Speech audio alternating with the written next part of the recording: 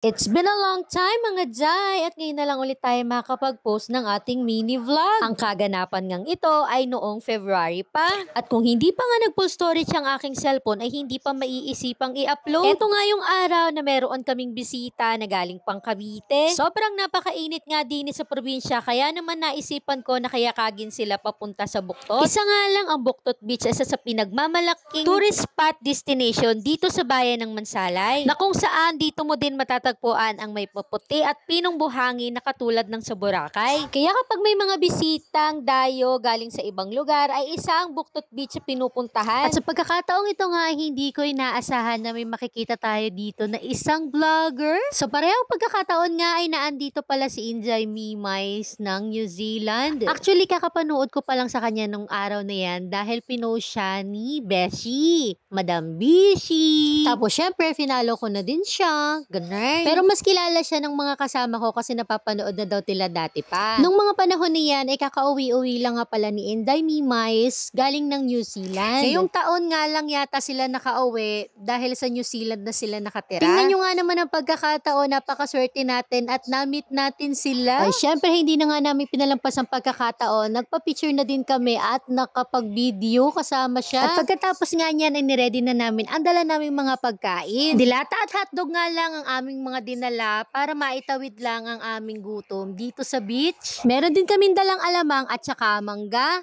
At masaya na nga namin pinagsalusaluhan ang konting pagkain na aming dala. At dito ko na lang muna tatapusin ang aking mini vlog mga Jai. Thank you for watching. Sa mga hindi pa po nakaka-follow sa aking profile sa Facebook, baka naman gusto niyong mag-follow. Bye!